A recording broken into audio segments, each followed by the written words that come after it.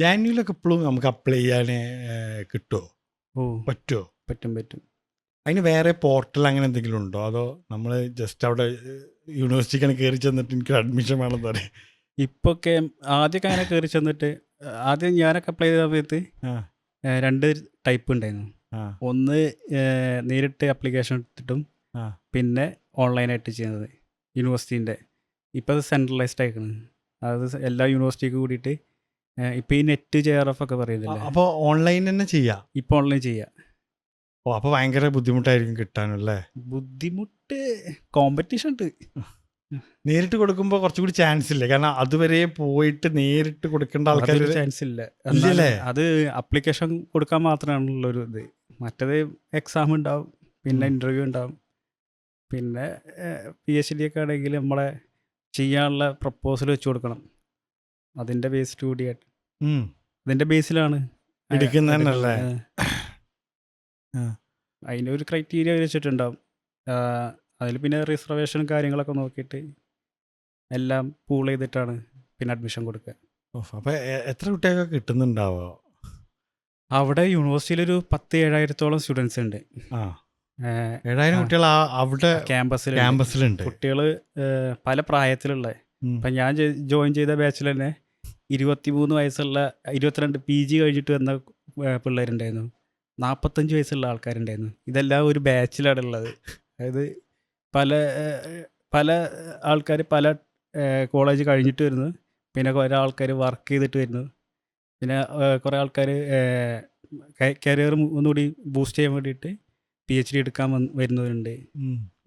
എൻ്റെ ഒപ്പം ഉണ്ടായിരുന്ന ഒരാൾ 12 കൊല്ലമായിട്ട് എയിംസ് പട്ന അവിടെ ടീച്ച് ചെയ്ത ആൾക്കാരൊക്കെ ഉണ്ടായിരുന്നു. അപ്പോൾ എക്സ്പീരിയൻസ് ഉള്ള ആൾക്കാരും വരുന്നുണ്ട്. വയസ്സുകാലത്തും പഠിക്കുന്നുണ്ട്. ഇപ്പോഴും കുറേ ആൾക്കാർക്ക് ഇപ്പം ഞാൻ സർട്ടിഫിക്കറ്റ് പഠിക്കാൻ പോയപ്പോൾ ഗ്രാജുവേഷൻ സെറിമണി ഉണ്ടാവില്ലേ, അതിന് പോയപ്പോൾ പ്രായമായിട്ടുള്ള ആൾക്കാർ, റിട്ടയർഡ് ആയിട്ടുള്ള ആൾക്കാർ, ആ സമയത്താണ് അവർക്ക് PhD എടുക്കുന്നത്. അതിന് പ്രായമൊന്നുമല്ല, ഒരു മാനദണ്ഡമല്ല. റിസർച്ചാണല്ലോ ചെയ്യുന്നത്. നമ്മൾ മുന്നേ ചോദിച്ചാണ് PhD എന്ന് പറയുമ്പോൾ ശരിക്കും എന്താണ് ചെയ്യുന്നത് എന്നുള്ളത്. നമ്മൾ റിസർച്ചാണ് ചെയ്യുന്നത്. PhD ചെയ്യുമ്പോൾ ഒരു അന്വേഷണം, നോളജ് ക്രിയേറ്റ് ചെയ്യുക, അത് ടെസ്റ്റ് ചെയ്യുക, അത് അപ്ലിക്കബിൾ ആണോ നോക്കുക. പിന്നെ പല ടൈപ്പ് ഉണ്ട്. സയന്റിഫിക് ആയിട്ടുള്ള ലാബ് ബേസ്ഡ് ആയിട്ടുണ്ട്, സോഷ്യൽ ബേസ്ഡ് സയന്റിസ്റ്റുകളൊക്കെ ചെയ്യുന്ന അല്ലേ, കെമിക്കൽസ് ഒക്കെ മിക്സ് ചെയ്തിട്ട് അതിന് ഫുൾ ലാബ് വൈസ്ഡ് ആയിട്ടുള്ള റിസർച്ച് ആയിരിക്കും. അവർ പുറലോകമായിട്ട് അവർക്ക് ഒരു ചിലപ്പോൾ കണക്ഷൻ ഉണ്ടാവില്ല, അവരുടെ റിസർച്ചായിട്ട് മുന്നോട്ട് പോയിരിക്കും. പക്ഷേ ഇപ്പം എൻ്റെ ഒരു സീനിയർ ചെയ്തത് ക്യാൻസറിൻ്റെ ഒരു മരുന്നിൻ്റെ ഒരു പ്രോട്ടീൻ കണ്ടൻറ്റോ അങ്ങനെ ഒന്നും ഉണ്ടാക്കാൻ വേണ്ടി അത് ഉണ്ടാക്കുന്നത് വെച്ചിട്ടുണ്ടെങ്കിൽ ഒരു രാജ ചില്ലി മുളകൊക്കെ ഉണ്ടല്ലോ നോർത്ത് ഈസ്റ്റിലുള്ള, അതിൻ്റെ ഒരു പ്രോട്ടീൻ കണ്ടൻറ്റ് വേർതിരിച്ചിട്ടാണ് അവർ മരുന്ന് ഉണ്ടാക്കാൻ നോക്കുന്നത്. അങ്ങനത്തെ റിസർച്ചും ഉണ്ട്. അതായത് അതിനുള്ള ഒരു പല ഘടകത്തു നിന്ന് ഒരു സാധനം എടുത്തിട്ട് അതാണ് ക്യാൻസറിന് ട്രീറ്റ് ചെയ്യാൻ പറ്റുമോ എന്നുള്ളൊരു സാധനം. അങ്ങനെ റിസർച്ച് പോകുന്നുണ്ട്, ലാബ് ബേസ്ഡ് ആയിട്ടുള്ള. അപ്പം അത് വർഷങ്ങളായിട്ട് ഇവർ ടെസ്റ്റ് ചെയ്യും, റീടെസ്റ്റ് ചെയ്യും, അതിൻ്റെ മെഷർമെൻ്റ് എടുക്കും. പിന്നെ ഒരു 5 വർഷമാണ്, ഇപ്പം 4 വർഷമാണ്. വർഷങ്ങളോളം അത് ഇതിന് ടൈം സ്പെൻഡ് ചെയ്തിട്ട് മൊത്തത്തിൽ കൊടുക്കണം. നമ്മൾ സ്പോർട്സുകാരുടെ PhD ഞാൻ മനസ്സിലാക്കിയെന്ന് വെച്ചാൽ ആ പ്രഷർ, എല്ലാവരും PhD പറ്റി പറയുന്നവരൊക്കെ പ്രഷർ ഉണ്ടാവും. അതാണ് അതിനെ പറ്റി പറയുന്ന. പ്രഷർ ഒരു ഘടകമാണ്. പ്രഷറാണ് അതിന്റെ വലിയ മേജർ ഘടകമല്ലേ, ആ പ്രഷർ ഹാൻഡിൽ ചെയ്ത് നിൽക്കുക എന്നുള്ള. നല്ല പ്രഷർ വരും, കാരണം നമുക്ക് ടൈം ലൈൻ ഉണ്ടാവും, പിന്നെ ഓരോ യൂണിവേഴ്സിറ്റി ആയിട്ടുള്ള കാര്യങ്ങളുണ്ടാവും, ഗൈഡായിട്ടുള്ള കാര്യങ്ങളുണ്ടാവും, അതെല്ലാം മെയിൻറ്റെയിൻ ചെയ്ത് കൊണ്ടുപോകണം. പിന്നെ ഫണ്ടിങ്ങിൻ്റെ ഇഷ്യൂസ് ഉണ്ടാവും. ഫണ്ടില്ലാണ്ട് നമുക്ക് കുറച്ച് കാലം പോകാൻ പറ്റുള്ളൂ, പിന്നെ കഴിഞ്ഞാൽ ഫണ്ടിങ് തന്നെ വേണം, ബുദ്ധിമുട്ടാണ്. അത് മാത്രം ഫോക്കസ് ചെയ്ത് നിൽക്കുകയാണല്ലോ, ഒരാളുടെ ഫുൾ ഫോക്കസ് അതിന് കൊടുക്കുകയാണ്, ലൈഫ് തന്നെ കൊടുക്കേണ്ടി വരും. അങ്ങനെ അതിൻ്റെ പ്രഷർ ഉണ്ടാവും. പിന്നെ ഇപ്പം നമുക്ക് ആ ഒരു സ്പേസ് വിട്ടിട്ടുണ്ടെങ്കിൽ പിന്നെ പേഴ്സണൽ സ്പേസിലുള്ള കാര്യങ്ങൾ ഇതെല്ലാം കോപ്പപ്പ് ചെയ്ത് കൊണ്ടുപോകണം. ചിലപ്പോൾ എല്ലാ കാര്യത്തിനും ഇൻവോൾവ് ആയി ചെയ്യാൻ പറ്റില്ല. മനസ്സിലായി. ഇതിന് മാത്രം കൂടെ വർക്ക് ലൈഫ് ബാലൻസ് എന്ന് പറഞ്ഞ സാധനം കിട്ടുമോ ശരിക്കും PhD ഒക്കെ ചെയ്യുമ്പോൾ? അത് ഭയങ്കര Depends. അത്രയും അത് ഫോക്കസ് ചെയ്യേണ്ട സാധനമാണോ അത്? ബാലൻസ് ചെയ്ത് കൊണ്ടുപോകണം. എല്ലാ മീൻസ് ഫുള്ളായി തന്നെ ചിന്തിച്ചിട്ട് തന്നെയാണോ നിൽക്കുന്നത് ഈ 4-5 വർഷം? ചിന്തിച്ച് നിൽക്കുന്ന വെച്ചിട്ടുണ്ടെങ്കിൽ ഒരു മെജോറിറ്റി ടൈമിൽ ഇതിന് സ്പെൻഡ് ചെയ്യുന്ന ടൈമിൽ അതിനായിട്ട് നിൽക്കേണ്ടി വരും. കാരണം ഒരുപാട് ബാക്ക്ഗ്രൗണ്ട് സ്റ്റഡീസ് നമ്മൾ ഇപ്പം നമ്മുടെ സോഷ്യൽ സയൻസിലൊക്കെ ആണെങ്കിൽ ബാക്ക്ഗ്രൗണ്ട് സ്റ്റഡീസ് കുറേ നടത്തേണ്ടി വരും. അതായത് പ്രീവിയസ് സ്റ്റഡീസ് റീഡ് ചെയ്യേണ്ടി വരും. അതിൽ നിന്ന് നോളജിൻ്റെ ഗ്യാപ്പ് കണ്ടെത്തണം. എന്നിട്ടാണ് നമുക്കുള്ള പോസിബിലിറ്റി അതിൽ നിന്ന് കണ്ടെത്തണം. ഇപ്പോൾ വൈഡായിട്ടുള്ളൊരു റീഡിങ്ങും കാര്യങ്ങളും അപ്പം അതിന് ടൈം തന്നെ സ്പെൻഡ് ചെയ്യേണ്ടി വരും. പിന്നെയെന്ന് വെച്ചിട്ടുണ്ടെങ്കിൽ പേഴ്സണൽ സ്പേസിലുള്ള കാര്യങ്ങൾ അതും മെയിൻറ്റെയിൻ ചെയ്യേണ്ടി വരും. ഇത് രണ്ടും ബാലൻസ് ചെയ്ത് കൊണ്ടുപോകാന്നുള്ളൊരു ഇത് രണ്ടും ടസൽ ചെയ്യുമ്പോഴാണ് പ്രഷർ ഉണ്ടാവുക. പിന്നെ മെന്റർ എന്ന് പറഞ്ഞിട്ട് ഒരാളില്ലേ, ഒരാള് നമ്മളെ ഗൈഡ് ചെയ്യുന്ന ഒരാളില്ലേ? ആ ഗൈഡ് ശരിക്കും എന്താ? എനിക്കിപ്പോൾ പലപ്പോഴും ഞാൻ ഗൈഡ് എന്ന് പറയുമ്പോൾ നമ്മളിപ്പോൾ ഒരു സാധനത്തിൽ റിസർച്ച് ചെയ്യുമ്പോൾ അത് അയാളെ കണ്ണിലൂടെയാണ് റിസർച്ച് ചെയ്യുന്നത്, നമ്മളാണ് റിസർച്ച് ചെയ്യുന്നത്? നമ്മളാണ് റിസർച്ച് ചെയ്യുന്നത്. അവരുടെ എക്സ്പെർട്ടീസ്, അവരുടെ ഡൊമൈൻ ഉണ്ടാവും, അവരുടെ ഏരിയ ഓഫ് റിസർച്ച്. ഇപ്പോൾ ചിലരത് നേരത്തെ പറഞ്ഞ ക്യാൻസർ, അതിൻ്റെ പ്രോട്ടീൻസ്. ഇപ്പം എൻ്റെ നോക്കുകയാണെങ്കിൽ ഹെൽത്ത്, ഡിസാസ്റ്റർ. അപ്പം ആ ഏരിയയിൽ മുന്നേ റിസർച്ച് ചെയ്തിട്ടുള്ള ആൾക്കാർ, മുന്നേ പഠിച്ചിട്ടുള്ള ആൾക്കാർ. ഇപ്പം ഈ കോച്ച് ചെയ്യുമ്പോൾ നമുക്കൊരു പുതിയ സ്റ്റുഡൻറ്റ് വരുമ്പോൾ നമുക്ക് ഫസ്റ്റത്തെ ഒരു 1-2 ആഴ്ചയിൽ നമുക്ക് എങ്ങനെയാണ് കാര്യങ്ങൾ മനസ്സിലാവുമല്ലോ. കാരണം നീ അതിൽ എക്സ്പെർട്ടിയാണ്. അപ്പോൾ ഗൈഡൻസും ആ ഒരു ഇതിലാണ്. അക്കാഡമിക്സിൻ്റെ ഇതിൽ നോക്കുമ്പോൾ അവർ വർഷങ്ങളായിട്ട് ഈ ഏരിയയിൽ സ്റ്റഡി ആയിട്ട് വന്നിട്ടുണ്ടാവും. റൂട്ടുകൾ എവിടെയാണ് എന്തൊക്കെയാണ് അപ്പം നമ്മൾ തെറ്റായ വഴിയിൽ പോവുകയാണെങ്കിൽ അവരൊന്ന് ഡൈവേർട്ട് ചെയ്ത് കൊടുക്കും. അതെ, നമ്മൾ മലപ്പുറത്തെത്തി റിസർച്ച് ചെയ്യണം എന്ന് പറഞ്ഞാൽ നമ്മൾ ഇവിടുന്ന് തുടങ്ങുക. അപ്പം ഞാൻ തന്നെ എൻ്റെ ഇതിൽ ഇപ്പോൾ ഒരു എക്സാമ്പിൾ പറയുകയാണെങ്കിൽ, എനിക്ക് മലപ്പുറത്ത് റിസർച്ച് ചെയ്യണമെന്ന്, ഫീൽഡ് ഇവിടെ എടുക്കണം എന്ന് പറഞ്ഞു. അപ്പോൾ അവർ ചോദിച്ചു എന്താണ് മലപ്പുറത്ത് എടുക്കാനുള്ള ലോജിക്ക് കൊണ്ടാന്ന് പറഞ്ഞു. എന്തുകൊണ്ടാണ് മലപ്പുറം എടുക്കുന്നുള്ളത്? അപ്പോൾ അവർ ഗൈഡ് ചെയ്യാണ്, നമ്മളെ ക്വസ്റ്റ്യൻ ചെയ്യും. നീ അവിടെ മലപ്പുറത്ത് പോയി ഫീൽഡ് എടുക്കുന്നുണ്ടെങ്കിൽ അതിനുള്ളൊരു റീസൺ കൊണ്ടാണ്. എന്തുകൊണ്ട് നീ മലപ്പുറം എടുക്കുന്നു? എന്തുകൊണ്ട് ഇവിടെ ഈ സ്റ്റഡി ഇവിടെ പോസിബിൾ ആണ്? എന്തുകൊണ്ട് ആ ഏരിയ തന്നെ നിനക്ക് ചെയ്യണം? അപ്പം നമ്മൾ അതിനൊരു ലോജിക്കൽ വൈസ് ആയിട്ടുള്ളൊരു ആൻസർ കൊടുക്കണം. അപ്പോൾ ഞാനങ്ങനെ കൊടുത്തപ്പോൾ അവർ പറഞ്ഞു, ഞാൻ മലപ്പുറം കൊടുത്തു, പക്ഷെ മലപ്പുറം എൻ്റെ കാര്യത്തിൽ അത് റിജക്റ്റായി. ഞാനെടുത്തത് മൈഗ്രൻ്റ് വർക്കേഴ്സും ഡിസാസ്റ്റർ ഹിറ്റ് ചെയ്തിട്ടുള്ള ഡിസ്ട്രിക്ട്സും ആയിരുന്നു. അപ്പോൾ സർക്കാരിൻ്റെ കയ്യിൽ, ബാക്കിയുള്ള ഓർഗനൈസേഷൻ്റെ കയ്യിലൊക്കെ ഡാറ്റാസ് ഉണ്ടാവും. ഇപ്പോൾ ഈ കോവിഡ് ഏറ്റവും ഹിറ്റ് ചെയ്തിട്ടുള്ള സ്ഥലം, കോവിഡ് ഏറ്റവും ബാധിച്ചിട്ടുള്ള സ്ഥലം, അല്ലെങ്കിൽ വെള്ളപ്പൊക്കം ഉണ്ടായ സ്ഥലം, പിന്നെ മൈഗ്രൻ്റ് ലേബേഴ്സ് ഏറ്റവും കൂടുതലുള്ള സ്ഥലം. അപ്പോൾ ആ ഏരിയയിലാണ് പോസിബിലിറ്റി ഉള്ളത്. മലപ്പുറത്ത് ബാക്കിയുള്ള ഡിസ്ട്രിക്ട്സ്, ഇപ്പോൾ എനിക്ക് എടുക്കേണ്ടി വന്നത് എറണാകുളമായിരുന്നു. കാരണം അവിടെ ആയിരുന്നു കൂടുതലായിട്ട് മൈഗ്രൻ്റ് ലേബേഴ്സ് ഉള്ളത്. 2 ലോജിക്കാണ് പറയുന്നത്, മൈഗ്രൻ്റ് ലേബേഴ്സും ഉള്ളത്, പിന്നെ ഡിസാസ്റ്റർ ഹിറ്റ് ചെയ്തിട്ടുള്ളത്. അപ്പോൾ അതിനൊരു ലോജിക്കൽ റീസൺ നമ്മൾ കൊടുക്കണം. അപ്പോൾ അവർ പറഞ്ഞു ഇന്ന സാധനങ്ങൾ അവിടെ ഉണ്ട്, അതുകൊണ്ട് ആ ഡിസ്ട്രിക്ട് ചൂസ് ചെയ്യുന്നു. അതാണ് ഗൈഡൻസ്. മനസ്സിലായി. കറക്റ്റ്. നമ്മളെ എല്ലാം കൂടി പരതാതെ നമുക്കൊരു ഡയറക്ഷൻ തരും. അതാണ് ഗൈഡൻസ്. മെന്റർഷിപ്പ് അതാണ് നമ്മളെ ശരിയായ റൂട്ടിലൂടെ പറഞ്ഞു വിടാം. ബാക്കിയുള്ള കാര്യങ്ങൾ നമ്മൾ തന്നെ ചെയ്യണം. നമ്മൾ സ്റ്റക്ക് ആവുന്ന സമയത്ത് അവരൊന്ന് ഡൈവേർട്ട് ചെയ്ത് വിടും. അവർ ചോദിക്കും ഇന്നത് ഇങ്ങനെ ചെയ്തുകൂടെ? അവർ നിനക്ക് ഇഷ്ടമുള്ളത് ചെയ്യാം, പക്ഷെ ഇങ്ങനെ ചെയ്തിട്ടുണ്ടെങ്കിൽ അത് കുറച്ചുകൂടി ബെറ്റർ ആയിരിക്കും. അങ്ങനെ അവർ മെന്റർഷിപ്പ് ചെയ്യുന്നത്. ഗൈഡും നമ്മളും തമ്മിൽ അങ്ങനെ ഒരു പേഴ്സണൽ റിലേഷൻഷിപ്പ് ഫോം ആവോ, അതോ പ്രൊഫഷണൽ ആയിട്ടായിരിക്കും? അത് ഡിപ്പെൻഡ്സ്. അത് ഓരോ അത്രയും പ്രഷറിൽ നിൽക്കില്ല നമ്മള്. ഇപ്പോൾ ഒരു ഗൈഡിന്റെ കീഴിൽ ഒരു 10-12 പേരൊക്കെ ഉണ്ടാവും. അപ്പോൾ പലരും പല സ്റ്റേജിലായിരിക്കും. അപ്പോൾ ഈ ഗൈഡിനും പേഴ്സണലായിട്ട് കണക്ഷൻ വെക്കുന്ന ഗൈഡുണ്ട്, പ്രൊഫഷണലായിട്ട് മാത്രം വെക്കുന്നവരുണ്ട്. അതൊക്കെ ആൾക്കാരനുസരിച്ച് നിൽക്കും.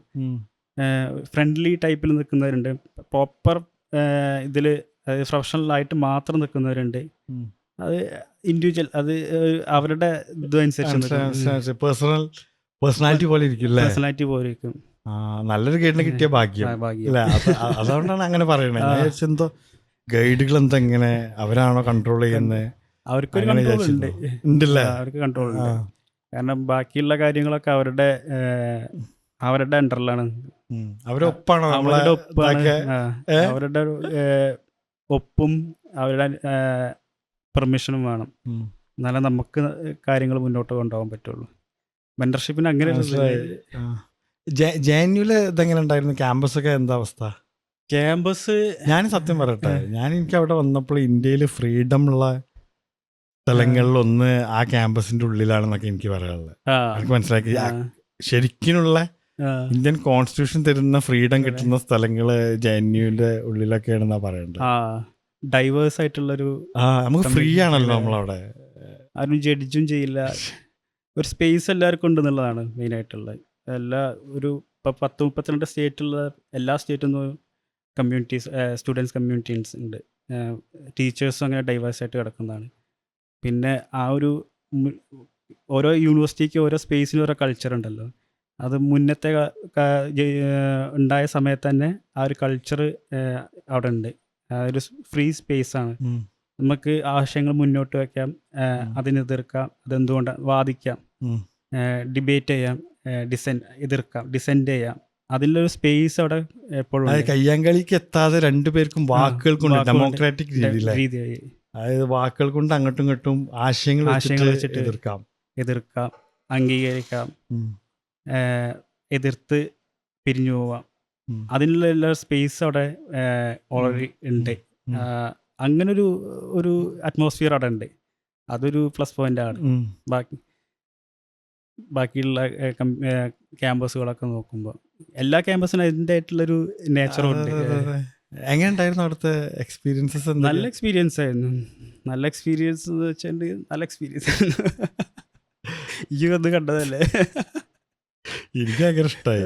എനിക്ക് എങ്ങനെ ഞാൻ അവിടേക്ക് എത്തിപ്പെടും. ഇപ്പം നമ്മളെ കുട്ടികളോടൊക്കെ ശരിക്കും ഇവിടുത്തെ ഈ കോളേജിലൊക്കെ പഠിച്ചിട്ട് അതിനൊക്കെ ഒന്ന് അറ്റംപ്റ്റ് ചെയ്ത് നോക്കുക എന്നുള്ളതാണ് എനിക്ക് പറയാനുള്ളത്. ജെഎൻയുലും ഡൽഹി ഇവിടെയൊക്കെ യൂണിവേഴ്സിറ്റിയിലൊക്കെ പോയി പഠിക്കാൻ വേറെ എക്സ്പോഷർ ആണല്ലോ. കിട്ടും ശരിക്കും. ഇന്ത്യയിലുള്ള എൻ്റെ ഫ്രണ്ട്സ് ബീഹാർ എന്നൊക്കെയുള്ള ഫ്രണ്ട്സ് ലൈക്ക് വേറെ നമുക്ക് അവരെ കൾച്ചറായിട്ട് അവരുടെ ലൈഫ് സ്റ്റൈലായിട്ട് മനസ്സിലാക്കാനുള്ള അവസരം കിട്ടുകയാണ്. ഇപ്പം നമ്മളവർ ഓരോ ഹോസ്റ്റലിൽ വെച്ചിട്ട് ഇപ്പം എൻ്റെ റൂമിലുണ്ട് സംസാരിച്ചൊക്കെ പോയോ? അപ്പോൾ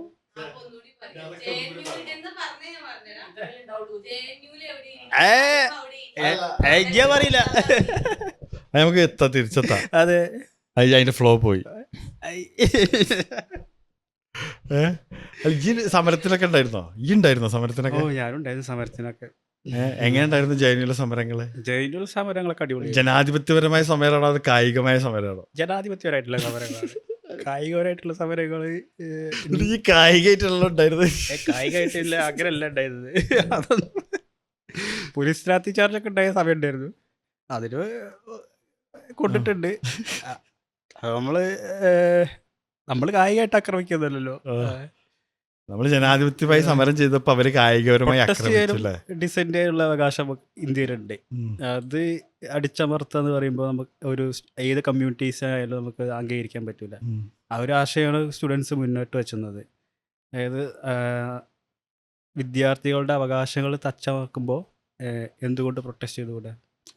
എന്തുകൊണ്ട് ഓരോ ആശയങ്ങൾ അവർ മുന്നോട്ട് വെക്കുമ്പോൾ നമുക്ക് എതിർത്തുകൂടാ? അതിലുള്ളൊരു അവകാശങ്ങളും കാര്യങ്ങളും നമ്മുടെ ഈ ജനാധിപത്യ വ്യവസ്ഥയിൽ ഇന്ത്യൻ കോൺസ്റ്റിറ്റ്യൂഷൻ തരുന്നുണ്ട്. അതായിരുന്നു കോറായിട്ടുള്ളൊരു നമ്മൾ റെസ്പോൺസിബിൾ ആയിട്ടുള്ള സിറ്റിസൺസ് ആയിട്ടില്ലല്ലോ. റെസ്പോൺസിബിൾ ആയിട്ടുള്ള സിറ്റിസൺസ് ആവുക എന്ന് പറഞ്ഞാൽ ഇപ്പൊ നമ്മളിവിടെ സമരം ചെയ്യുന്നത് കണ്ടിട്ടില്ലേ? നമ്മളെ കുട്ടിക്കാലത്തൊക്കെയുള്ള സമരം എന്ന് പറഞ്ഞാൽ ഫുൾ തച്ച് പൊളിക്കുക, തീയിടുക, വണ്ടി പോയി അടിച്ച് പൊട്ടിക്കുക, ലൈക്ക് പൊതു വണ്ടികളെ വരെ ശരിക്കും എന്താണ് നല്ല രീതിയിൽ പ്രൊട്ടസ്റ്റ് ചെയ്യുക എന്നുള്ളതും ഒരു പൗരൻ ചെയ്യേണ്ട ഇതൊന്നും ഇപ്പോൾ ഒരു 1000 ആൾക്കാർ ഇവിടെ നിന്ന് പ്രൊട്ടസ്റ്റ് ചെയ്യാണ്. ഒന്നിനും ഒരു കേട് വരുത്താതെ അവർക്ക് പ്രൊട്ടസ്റ്റ് ചെയ്യാലോ. എന്തിനാ? കാരണം പൊതു സാധനങ്ങൾ എന്ന് പറഞ്ഞാൽ നമ്മളെ സാധനങ്ങൾ തന്നെയാണ് നശിപ്പിക്കുന്നത്. അങ്ങനത്തെ രീതിയിലൊരു പറഞ്ഞ മനസ്സിലാക്കി ഡെമോക്രാറ്റിക് രീതിയിലുള്ളത് ഡെമോക്രാറ്റിക് രീതിയിലുള്ള സമരം ചെയ്യാനുള്ള ഉം. ആ ഒരു റെസ്പോൺസിബിലിറ്റി അത് ഉള്ള സിറ്റിസൺസ് ആയി വരുന്നേ ഉള്ളൂ എന്നുണ്ട്. അത് പല പ്രൊട്ടസ്റ്റിൻ്റെ ഇടയിലും പല സംഭവങ്ങളും ഉണ്ടാവാറുണ്ട്. ഇപ്പോൾ ഇത് ഓരോ പ്രൊട്ടസ്റ്റിൻ്റെ സമയത്തും ഇത് ഇപ്പോൾ ഒരു പല ഗ്രൂപ്പുകൾ ചേർന്നിട്ടായിരിക്കും ചില പ്രൊട്ടസ്റ്റുകൾ. ഓരോ ഗ്രൂപ്പിനും ഓരോരോ ആവശ്യങ്ങളായിരിക്കും. അപ്പോൾ ഒരു ഗ്രൂപ്പ് ചിലപ്പോൾ സമാധാനത്തിൻ്റെ അതിലായിരിക്കും, അതായത് റെസ്പോണ്ട് ചെയ്യേണ്ട, നമുക്ക് പീസ്ഫുള്ളായിട്ട് പിരിഞ്ഞു പോകാം. ബാക്കി കുറച്ച് ആൾക്കാർ എന്ന് വെച്ചിട്ടുണ്ടെങ്കിൽ കുറച്ചുകൂടി അത് കടന്ന ഇതിലായിരിക്കും, എന്തുകൊണ്ട് അങ്ങോട്ട് പോയി ചെയ്തുകൂടാ, നമ്മൾ ടാക്സ് കൊടുക്കുന്ന സ്ഥലത്തുള്ള എൻ്റെ അവകാശമാണെന്ന് പറഞ്ഞു. അപ്പോൾ അങ്ങനെ പല ഒരു ഗ്രൂപ്പായിട്ട് ചേരുമ്പോൾ അതിൻ്റേതായിട്ടുള്ള റിപ്പർക്കഷൻസ് ഉണ്ടാവും. ഇപ്പോൾ പൊതുവായിട്ടുള്ളൊരു ഇത് വെച്ചിട്ടുണ്ടെങ്കിൽ ആർക്കും ഈ ഗവൺമെൻറ് സ്ഥാപനങ്ങളൊന്നും അല്ലെങ്കിൽ ഗവൺമെൻറ് വസ്തുവകളൊന്നും തച്ച് കാർക്കണം എന്നുള്ള മൈൻഡുള്ളവരല്ല. പക്ഷേ ഒരു ഗ്രൂപ്പായിട്ട് ചെയ്യുമ്പോൾ പല ആൾക്കാർക്കും പല മോട്ടീവ് ഉണ്ടാവും. അപ്പം അതിൻ്റെ ഇടയിൽ ഉണ്ടാകുന്ന ഇൻസിഡൻസ് ഒക്കെ ആയിരുന്നു ഉണ്ടാകുന്നത്. കേരളത്തിൽ എന്ന് വെച്ചിട്ടുണ്ടെങ്കിൽ നമ്മൾ അത് നമ്മുടെ കേരളം നല്ല പൊളിറ്റിക്കലി വൈബ്രൻ്റ് ആയിട്ടുള്ള സ്ഥലമാണ്. ഭയങ്കര രാഷ്ട്രീയമായിട്ടുള്ള ചർച്ചകൾ, ആൾക്കാർക്ക് രാഷ്ട്രീയമായിട്ടുള്ള ബോധമുണ്ട് ഇവിടെ, അത് കുറച്ച് കൂടുതലാണ്. അതുകൊണ്ടാണ് കേരളം കുറച്ചുകൂടി ആ ഒരു ലെവലിൽ നിൽക്കുന്നത്. റെസ്പോൺസിബിലിറ്റി എന്ന് വെച്ചിട്ടുണ്ടെങ്കിൽ നമുക്ക് നമ്മുടെ ആശയങ്ങൾ, നമ്മുടെ അവകാശങ്ങൾ അറിഞ്ഞിരിക്കണം. അത് കേരളത്തിലുള്ള ആൾക്കാർക്ക് അറിയാം. നമ്മൾ ക്വസ്റ്റ്യൻ ചെയ്യും, എന്ത് കൊണ്ടുവന്നിട്ടുണ്ടെങ്കിലും ക്വസ്റ്റ്യൻ ചെയ്യും. ബാക്കിയുള്ളടത്തെന്ന് വെച്ചിട്ടുണ്ടെങ്കിൽ അതില്ലെന്നല്ല, പക്ഷേ അതിൻ്റെ ഒരു മോഡ് ഓഫ് ഇത് വ്യത്യാസമുണ്ട്. ഇത് നമ്മുടെ നാട്ടിലാണ് കൂടുതൽ ഹർത്താലുകളും ഇതൊക്കെ ഉണ്ടാകുന്നത്. പുറമേയുള്ള സംസ്ഥാനങ്ങളിൽ ബന്ധും കാര്യങ്ങളൊക്കെ പ്രഖ്യാപിക്കെങ്കിലും പക്ഷെ അതാരും അറിയില്ല, ചിലപ്പോൾ അറിഞ്ഞു പോലും ഇല്ലാത്ത അവസ്ഥകൾ ഉണ്ടാകുന്നുണ്ട്. അപ്പോൾ നമ്മളെന്തിനാണ് ഇപ്പോൾ ഈ പ്രൊട്ടസ്റ്റ് കോൾ ചെയ്യുന്നത്? അതൊരു പൊതുവായിട്ടുള്ള ആവശ്യത്തിനായിരിക്കും. അത് നേടിയെടുക്കുക അല്ലെങ്കിൽ അവകാശങ്ങൾ ഹനിക്കാണ്ടിരിക്കുക എന്നുള്ളൊരു ഇതിന് വേണ്ടിയിട്ടാണ് നമ്മൾ പ്രൊട്ടസ്റ്റ് ചെയ്യുന്നത്. അപ്പം അതിലെൻ്റെ പല ആൾക്കാർക്കും പല അഭിപ്രായങ്ങൾ, ഇപ്പം 10 ആൾ കൂടിയിട്ടുണ്ടെങ്കിൽ 10 അഭിപ്രായങ്ങൾ ഉണ്ടാവുമല്ലോ. അതിൻ്റെ നല്ല സംഭവങ്ങളുടെ വികാസങ്ങളായിട്ട് ഭാഗമായിട്ടുണ്ടാകുന്ന ഇതാണ്. പക്ഷെ കേരളത്തിൽ അതൊരു ഭയങ്കര വൈബ്രൻ്റ് ആയിട്ടുള്ളൊരു പൊളിറ്റിക്കൽ ബോധമുള്ള ആൾക്കാരാണ്. പക്ഷെ ഇപ്പോൾ പ്രൊട്ടസ്റ്റ് ശരിക്കും ഗവൺമെൻറ് ശരിക്കും ബേസിക്കലി അത് റദ്ദാക്കി എന്നുള്ള അവസ്ഥയിലാണ് നിൽക്കുന്നത്. സമരങ്ങളും ഇല്ല, അത് റദ്ദാക്കിയിട്ടില്ല. അത് എനിക്ക് തോന്നുന്നു അതൊരു കോടതി ഇത് ഉണ്ടായത് പൊതുവസ്തുക്കൾ നശിപ്പിക്കാൻ പാടില്ല എന്നുള്ളൊരു ഇത്. അപ്പം അതൊരു നേരത്തെ പറഞ്ഞവർക്ക് റെസ്പോൺസിബിലിറ്റി ആക്കാനുള്ളൊരു ഇതാണ്. കാരണം നമ്മൾ ടാക്സ് കൊടുക്കുന്ന സാധനങ്ങൾ നമ്മൾ തന്നെ തച്ച് ചേർക്കുക, അതിൻ്റെ ബേസിലായിരിക്കാം സമരം ചെയ്യുന്നവരാണ് റെസ്പോൺസിബിൾ ആവേണ്ടത്. എന്താണ് സമരം ചെയ്യുന്നവരാണെങ്കിൽ സമരം പ്രഖ്യാപിക്കുന്ന സംഘടനകൾ റെസ്പോൺസിബിൾ ആണ്. അതിൽ നാശനഷ്ടം ഉണ്ടായാൽ പൈസ കൊടുക്കാൻ, അങ്ങനെയല്ലേ ഇത് വന്നിട്ടുള്ളത്? അതിൻ്റെ നിയമവശം എനിക്കറിയില്ല, പക്ഷേ അങ്ങനെ ഒരു കോടതി വിധി ഉണ്ടെന്ന് തോന്നുന്നു. അതിൻ്റെ ബേസിലാണ് ഇപ്പോൾ അതൊരു റെസ്പോൺസിബിൾ ആയിട്ടുള്ള ഒരു കാര്യമാണ്. പൊതുവസ്തുക്കൾ തകർക്കാണ്ടിരിക്കാനും. പക്ഷേ ഇത് നേരത്തെ പറഞ്ഞ പോലെ എല്ലാ സാഹചര്യങ്ങളും അങ്ങനെ ഉണ്ടായിക്കൊള്ളൊന്നുമില്ല. റിസർച്ച് ചെയ്യുന്ന ഇതിന്റെ ഭാഗം ഈ സോഷ്യൽ വർക്കിൽ ഇപ്പൊ റിസർച്ച് അല്ല, ഞാൻ സോഷ്യൽ വർക്കിലല്ല ചെയ്തത്, പബ്ലിക് ഹെൽത്തിലാണ് ചെയ്തത്. പബ്ലിക് ഹെൽത്തിലാണ് റിസർച്ച്. പബ്ലിക് ഹെൽത്തിൽ എന്താ ഇപ്പം റിസർച്ച് ഇപ്പം ഇന്ത്യയിൽ കുറേ ഭാഗത്ത് പോയി ഓരോ കാര്യങ്ങൾ റിസർച്ച് ചെയ്യാനും അല്ലെങ്കിൽ അവിടെ എന്താ നടക്കുന്നതെന്ന് അറിയാൻ അതിൻ്റെ ഭാഗവാക്കാക്കുന്നുണ്ടെന്ന്. ഓരോ റിസർച്ച് പദ്ധതികളുടെ ഭാഗമായിട്ട് കുറച്ച് സ്റ്റേറ്റുകൾ ഫീൽഡ് വിസിറ്റ് നടത്തിയിട്ടുണ്ട്. അപ്പോൾ കുറേ സ്ഥലങ്ങൾ കാണാൻ പറ്റിയിട്ടുണ്ട്. മെയിനായിട്ട് റൂറൽ സൈഡിൽ പല പോളിസി കാര്യങ്ങൾ നോക്കാൻ, അതിൻ്റെ ഇംപ്ലിമെൻറ്റേഷൻ നോക്കാൻ, അതായത് ഗവൺമെൻറ് പോളിസികൾ അവിടെ സാധാരണക്കാർക്ക് എത്തിയിട്ടുണ്ടോയെന്നുള്ളത്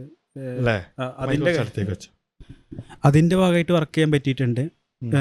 പിന്നെ യൂണിവേഴ്സിറ്റീസുകളുടെ പ്രൊജക്റ്റിൻ്റെ ഭാഗമായിട്ട് ഫീൽഡ് വിസിറ്റിന് പോയിട്ടുണ്ട്, ഫീൽഡ് വർക്കിന് പോയിട്ടുണ്ട്. അങ്ങനെ കുറച്ച് സ്ഥലങ്ങൾ പോയിട്ടുണ്ട്. ഈ ഗവൺമെന്റിന്റെ എന്താ പദ്ധതികൾ, അതായത് ഗവൺമെന്റ് ഇഷ്യൂ ചെയ്ത ഫണ്ട് ചെലവ് ചെയ്തിട്ടുള്ള സാധനങ്ങൾ പ്രവർത്തിക്കുന്നുണ്ടോ എന്ന് അറിയാൻ ഉള്ള ടീമിന്റെ കൂടെ പോയിട്ടുണ്ട് അങ്ങനെ പോയിട്ടുണ്ട്. പോയിട്ടുണ്ട്. അപ്പോൾ എവിടെയായിരുന്നു റിസർച്ച് അല്ല, എന്താണ് അതിന്റെ ഡാറ്റ ഒരു കളക്ട് ചെയ്തിരുന്നത്? അതും പറയാൻ പറ്റുമോ? അതും ഇത് ആ, അത് മൊത്തത്തിൽ പറയാൻ പറ്റില്ല. മൊത്തത്തിൽ പറയണ്ട. ലൈക്ക് എന്താണ് റൂറൽ? അത് ഓരോ കേന്ദ്ര ഗവൺമെന്റിന്റെ എനിക്ക് പറയാൻ പറ്റാത്തത് പറയണ്ട, അത്രേ ഉള്ളൂ. ആ, കേന്ദ്ര ഗവൺമെന്റ് പദ്ധതികളുടെ ഇംപ്ലിമെന്റേഷൻ. അപ്പോൾ അവർ ഓരോ വർഷത്തും അതിൻ്റെ പ്രോഗ്രസീവ്നെസ് അതായത് ഇത് നോക്കും. ഉം. അപ്പോൾ എല്ലാ ഒരു സെലക്റ്റഡ് ആയിട്ടുള്ള ഡിസ്ട്രിക്ട്സുകൾ ഒരു കുറച്ച് ആൾക്കാരയക്കും. ഉം. എന്നിട്ട് അതിൻ്റെ നമ്മൾ മെഷർ ചെയ്യും. ഐ മീൻ അവിടെ പോയിട്ട് ഉം. ഈ ഒരു 10-12ഓളം പദ്ധതികളുണ്ട്. ഉം. ഈ ചില ഇപ്പോൾ എക്സാമ്പിൾ റൂറൽ ഡെവലപ്മെൻറ്റ് മിനിസ്ട്രി. ഉം. അപ്പോൾ അവരുടെ ഒരു 10-12 പദ്ധതികൾ ഇപ്പോൾ ഓരോ ഗ്രാമങ്ങളിൽ അല്ലെങ്കിൽ ഓരോ ഡിസ്ട്രിക്റ്റുകൾ, താലൂക്കുകളിൽ എങ്ങനെ ഇംപ്ലിമെൻറ്റ് ചെയ്യപ്പെടുന്നു, അതിൻ്റെ ബെനിഫിഷ്യറീസിന് അതിൽ കിട്ടുന്നുണ്ടോ, അവരായിട്ടൊരു സമ്പർക്കം, അതിൻ്റെ ബേസ് ആയിട്ടുള്ളൊരു സ്റ്റഡീൻ്റെ ഭാഗമായിട്ടൊക്കെ പോയിട്ടുണ്ട്. അപ്പോൾ ഞാനത് പോയിട്ടുള്ളത് കർണാടകയിലായിരുന്നു. ഉം. കർണാടകയിൽ 2 ഡിസ്ട്രിക്ട്സിൽ പോയിരുന്നു. ഉം. ഒന്ന് ചിക്കബെല്ലാപൂരും ഒന്ന് കോലാറും. കുറച്ച് ഉറക്കെ പറ. ചിക്കബെല്ലാപൂരും കോലാറും. അപ്പോൾ KGF ഓ? KGF. അപ്പോൾ അവിടെ പോയിരുന്നു. അപ്പോൾ അവിടെ സെലക്റ്റഡ് ആയിട്ടുള്ള കുറച്ച് പഞ്ചായത്തിൽ പോയിട്ട് നമ്മൾ ഇതിൻ്റെ ഭാഗമായിട്ട് സ്റ്റഡി നടത്തിയിട്ടുണ്ട്. അതായത് റൂറൽ ഏരിയ ആണോ? റൂറൽ India ആണോ? പ്രോപ്പർ റൂറൽ ആയിട്ടുള്ള ഏരിയയിൽ, പക്കാ ഗ്രാമം. പ്രാക്ക ഗ്രാമം. ഗ്രാമങ്ങളെന്ന് വെച്ചാൽ നമ്മുടെ കേരളത്തിൽ നിന്ന് പുറത്ത് നമ്മളെ വിട്ടിട്ട് ഗ്രാമങ്ങളെ പോലെയുള്ള നമ്മുടെ ഇവിടെ ഗ്രാമങ്ങളില്ലാതാണ് എനിക്ക് തോന്നുന്നത്. അത് പല ഗ്രാമങ്ങൾ എന്ന് പറയുമ്പോൾ പല കാറ്റഗറീസ് ഉണ്ട്. ഒരു 500 ആൾക്കാർ മുതൽ 10,000 ആൾക്കാർ വരെയുള്ള ഒരു 10,000 വരെയുള്ള ഗ്രാമങ്ങളുണ്ട്. നോർത്ത് ഇന്ത്യയിലൊക്കെ ചില സ്ഥലത്ത് 10,000 ആൾക്കാരുള്ള ഗ്രാമം, വലിയ ഗ്രാമമായിരിക്കും. അപ്പൊ അത് ഒരു സിറ്റി അല്ലെങ്കിൽ ടൗൺ അല്ല. സിറ്റിയൊക്കെ കുറച്ചുകൂടി വലുതാണ്. വലിയ കെട്ടിടങ്ങൾ അങ്ങനെയല്ല. അങ്ങനെയല്ല. ഇപ്പൊ ഗ്രാമങ്ങൾ എന്ന് പറഞ്ഞിട്ടുണ്ടെങ്കിൽ നമ്മുടെ ഗ്രാമങ്ങൾ നമ്മുടെ വില്ലേജ്, നമ്മുടെ വില്ലേജ് പറഞ്ഞാൽ നമ്മുടെ വില്ലേജ് കിടക്കുന്ന ഒരു ലീനിയർ ടൈപ്പിലാണ് കിടക്കുന്നത്. ലീനിയർ ടൈപ്പിൽ എന്ന് വെച്ചപ്പോൾ ഒരു റോഡിൻ്റെ സൈഡിൽ അല്ലെങ്കിൽ എല്ലാവർക്കും പ്ലോട്ടിൻ്റെ ഉള്ളിലൊരു വീട്, അങ്ങനെയാണ് ഇവിടുത്തെ ഗ്രാമങ്ങൾ കിടക്കുന്നത്. പക്ഷെ അതൊരു ലീനിയർ ടൈപ്പിലാണ് കിടക്കുന്നത്. അതായത് ഒന്നെങ്കിൽ ഒരു പുഴേൻ്റെ തീരത്ത് അല്ലെങ്കിൽ റോഡിൻ്റെ സൈഡിൽ. അപ്പം അങ്ങനെ വീട് ആയിട്ട് കിടക്കും. പിന്നെ ഡിസ്പേഴ്സ്ഡ് ആയിട്ട് കിടക്കുന്ന വില്ലേജസ് ഉണ്ട്. ഇപ്പോൾ നമ്മൾ ഈ ഹില്ലി ഏരിയയിലൊക്കെ പോയിട്ടുണ്ടെങ്കിൽ അതൊരു ഡിസ്പേഴ്സ്ഡ് ആയിട്ടുള്ള ഹൗസുകൾസ് കിടക്കുന്നത് ഡിസ്പേഴ്സ്ഡ് ആയിട്ടുള്ള ഇതിലായിരിക്കും. അതായത് പ്ലോട്ട് അങ്ങനത്തെ കാര്യങ്ങളിലല്ല, പല ഏരിയയിലായിരിക്കും. കുറെ വീടുകൾ ഒരു സ്ഥലത്താ, അത് വേറെ. അതൊരു ഹാംലെറ്റ് ടൈപ്പാണ്. ഇതിങ്ങനെ ഒരു വീട് കഴിഞ്ഞിട്ട് കുറെ വേറെ വീട്. ഇപ്പൊ നമ്മൾ നോർത്ത് ഈസ്റ്റിലോ അല്ലെങ്കിൽ ഹിമാചലിലൊക്കെ പോയിട്ടുണ്ടെങ്കിൽ ഒരു വീട് കഴിഞ്ഞിട്ട് കുറെ കഴിഞ്ഞിട്ടേക്കാരം പിന്നെ ഒരു വീട് കാണാൻ പറ്റുക. അത് ഡിസ്പേഴ്സ്ഡ് ആയിട്ട് കിടക്കുന്നത്. അതൊരു കൊടൈക്കനാലൊക്കെ നമ്മൾ കണ്ടിട്ടുണ്ടല്ലോ. ചില ബാക്കിയുള്ള വില്ലേജസ് ഉണ്ടെങ്കിൽ ഒരു ഹാംലെറ്റ് ന്യൂക്ലിയർ ടൈപ്പിലാണ് കിടക്കുന്നത്. അതായത് ഒരു ഏരിയ, ആ ഏരിയൻ്റെ ഉള്ളിൽ ഒരുപാട് വീടുകൾ, ഒരു 10-300 വീട് 400 വീടുകൾ അടുപ്പിച്ച് വീടുകളായിരിക്കും. പക്ഷെ അവരുടെ പ്ലോട്ടും അല്ലെങ്കിൽ കൃഷി സ്ഥലങ്ങളൊക്കെ കിടക്കുന്നത് അവർ നിൽക്കുന്ന സ്ഥലത്ത് നിന്ന് പുറമേട്ടുള്ള ഒരു ഏരിയയിലായിരിക്കും നിൽക്കുന്നത്. അതാണ് അവിടുത്തെ ഒരു വില്ലേജ്. അപ്പം നമ്മുടെ വില്ലേജ് വ്യത്യാസമാണ് ബാക്കിയുള്ള സ്ഥലത്തെ വില്ലേജുകൾ. ഓരോ ഏരിയ അനുസരിച്ച് ജോഗ്രഫിക്കൽ ലൊക്കേഷൻ അനുസരിച്ചിട്ട് വ്യത്യാസമായിട്ട് കിടക്കുന്നതാണ്. നമ്മുടെ അവിടെ വില്ലേജ് ഉണ്ടോ എന്ന് വെച്ചിട്ട് വില്ലേജുകൾ കുറവാണ്. നമ്മളവിടെ ഓൾറെഡി ഒരു സെമി അർബൻ മോഡായിട്ടുണ്ട്. നമുക്കിപ്പോൾ ഒരു 1-2 കിലോമീറ്ററിൻ്റെ ഉള്ളിൽ നമുക്കൊരു ടൗണ് അല്ലെങ്കിൽ ചെറിയ എല്ലാ ഫെസിലിറ്റീസും കിട്ടുന്ന ടൗണുകൾ, പ്രോപ്പർ റോഡുകളുണ്ട്. അങ്ങനെ ഒരു വില്ലേജ് എന്ന് പറയാൻ കുറച്ചും കൂടി ഡെവലപ്ഡ് ആയിട്ടുണ്ട്. ബാക്കിയുള്ള സ്ഥലത്ത് തന്നെ നമ്മൾ റിമോട്ടായിട്ട് കിടക്കുന്ന സ്ഥലങ്ങളാണ്. അതായത് ടൗണുകളൊക്കെ ഉണ്ടാവും. ടൗണുകളുടെ അടുത്തുനിന്ന് ഒരു 10 കിലോമീറ്റർ 15 കിലോമീറ്റർ ദൂരമായിരിക്കും ഓരോ വില്ലേജസ് കിടക്കുന്നത്. അതിൻ്റെ ഇടയ്ക്ക് 1-2 വില്ലേജസ് ഉണ്ടാവും. ചിലയിടത്ത് പബ്ലിക് ട്രാൻസ്പോർട്ട് ഇല്ലാത്ത വില്ലേജസ് ഉണ്ടാവും. ഇപ്പോഴും ഉണ്ട്. പബ്ലിക് ട്രാൻസ്പോർട്ട് ഇല്ലാത്ത കുറേ വില്ലേജസ് ഉണ്ട്, റോഡ് പ്രോപ്പർ ആയിട്ടില്ലാത്ത വില്ലേജുകളുണ്ട്. അതായത് പ്രോപ്പർ റോഡ് ഇപ്പോഴും മണ്ണിട്ട റോഡൊക്കെ പോയിട്ടുണ്ട്. അപ്പോൾ അവിടെ ഒന്നും അത് ഇങ്ങനെ റിമോട്ടായിട്ട് കിടക്കുന്ന വില്ലേജുകളുണ്ട്. അതാണ് നമ്മളെ അവിടെ ഉള്ള ഒരു വ്യത്യാസം. വാസ്റ്റ് ഏരിയ ഉണ്ടാവും. ഇവിടെ ഏരിയ എന്ന് വെച്ചിട്ടുണ്ടെങ്കിൽ ഇപ്പോൾ ഡെൻസിറ്റി കൂടുതലാണ്. ഒരു കിലോമീറ്ററിൻ്റെ ഉള്ളിൽ ഇപ്പോൾ എനിക്ക് തോന്നുന്നു 1000 ആൾക്കാരെ കണ്ട് കേരളത്തിലുണ്ട്. പക്ഷെ അവിടെ എന്ന് വെച്ചിട്ടുണ്ടെങ്കിൽ അതിലും കുറവായിരിക്കും. 1 കിലോമീറ്ററിൻ്റെ ഉള്ളിൽ ചിലപ്പോൾ കുറച്ചുള്ള ആൾക്കാർ, ചില വില്ലേജിൽ 500 ആൾക്കാരുള്ള വില്ലേജ് പോയിട്ടുണ്ട്. ചെറിയ വില്ലേജാണ്. പിന്നെ ഒരു 4-5 കിലോമീറ്റർ കഴിഞ്ഞാൽ അടുത്ത വില്ലേജ് കാണാൻ പറ്റുള്ളൂ. അതിൻ്റെ ഇടയ്ക്ക് ഫുള്ള് പാടങ്ങളും അഗ്രികൾച്ചർ ലാൻഡ് മാത്രമേ ഉള്ളൂ. അങ്ങനത്തെ സ്ഥലങ്ങളുണ്ട്. അതാണ് വില്ലേജുകളുടെ ഒരു ഇത്. പോപ്പുലേഷൻ വൈസ് നോക്കാം, ജോഗ്രഫിക്കൽ വൈസ് നോക്കാം, ഇത് ഹൗസ് ഹോൾഡ് എങ്ങനെ ഡിസ്പേഴ്സ്ഡ് ആയിട്ട് കിടക്കുന്നത് അതനുസരിച്ച് നോക്കാം, അതിനൊക്കെ കാറ്റഗറൈസ് ചെയ്യാം. അതാണ് ഒരു വില്ലേജ്. ആൾക്കാരൊക്കെ എങ്ങനെയാണ്, അവരെത്രത്തോളം അറിയുന്നുണ്ട്? മീൻസ് അവരുടെ റൈറ്റ്സ് ലൈക്ക് കേരളക്കാർക്ക് കുറച്ചും കൂടി അറിയാന്ന് പറഞ്ഞല്ലോ. നമ്മുടെ അവിടെ ഒരു ലിറ്ററസി ഒരു ഫാക്ടറാണ്. വിദ്യാഭ്യാസം, പിന്നെ നമ്മുടെ ഉള്ളൊരു കൾച്ചർ. നമ്മുടെ അവിടെ ആദ്യമൊക്കെ ഒരു ചായക്കടയിൽ പോയിരുന്നിട്ടുണ്ടെങ്കിൽ പത്രം വായിച്ചിട്ട് അങ്ങോട്ടും ഇങ്ങോട്ടും സംസാരിക്കുന്ന ഒരു കൾച്ചർ ഉണ്ടായിരുന്നു. ഇപ്പം അത് ഫുള്ള് ഇൻ്റർനെറ്റ് ക്യാപ്ചർ ചെയ്തിട്ടുണ്ട് ആ സ്പേസൊക്കെ. ക്ലബ്ബുകളുണ്ടായിരുന്നു മുന്നേ, സ്പോർട്സ് ആർട്സ് ക്ലബ്ബുകളുണ്ടായിരുന്നു. അവിടെ എന്ന് പറഞ്ഞിട്ടുണ്ടെങ്കിൽ സംഘങ്ങളുണ്ട്, ക്ലബ്ബുകളും ചില സ്ഥലങ്ങളിലൊക്കെ ഉണ്ട്. പക്ഷേ അവരുടെ വേ ഓഫ് ലൈഫ് വ്യത്യാസമാണ്. എഡ്യൂക്കേറ്റഡ് ആയിട്ടുള്ള ആൾക്കാരുണ്ട്, പക്ഷേ റൈറ്റ്സ് തീരെ അറിയാത്ത ആൾക്കാരുണ്ട്. എന്താണ് എന്തിനാണ് എന്നുള്ളത് കാര്യങ്ങൾ അറിയാത്തതുണ്ട്. ഇപ്പം ഞാൻ ഒരു സ്ഥലത്ത് പോയിട്ട് ഒരു ഡിസ്ട്രിക്ട്സിൽ പോയിരുന്നു, ഒരു ഹരിയാനയിൽ നൂഹ് ഡിയർണ ഡിസ്ട്രിക്റ്റാണ്. ഇന്ത്യയിലെ ഏറ്റവും ബാക്ക്വേർഡ് ആയിട്ടുള്ള ഡിസ്ട്രിക്ട്സിൽ ഒന്നാണത്. അതായത് എൻ്റെ ഒരു ഫ്രണ്ട് വന്നു നോർത്ത് ഇന്ത്യയിൽ നിന്ന്. അവൻ പറഞ്ഞത് അവന് നോർത്ത് ഇന്ത്യയിലെ ഒരു ഗ്രാമങ്ങളിലാണ് വരുന്നത്. അവൻ്റെ വില്ലേജായിട്ട് കമ്പയർ ചെയ്യുമ്പോൾ ആ സ്ഥലങ്ങൾ തന്നെ 10-15 വർഷം ബാക്കിലാണെന്ന് പറഞ്ഞത്. അത്രയും അണ്ടർ ഡെവലപ്ഡ് ആയിട്ട് കിടക്കുന്ന സ്ഥലങ്ങളാണ്.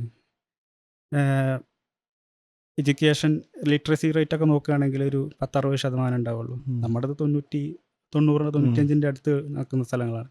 റൈറ്റ്സ് അവർക്ക് അറിയില്ല, എന്താണ് ബേസിക് റൈറ്റ്സ് അറിയില്ല.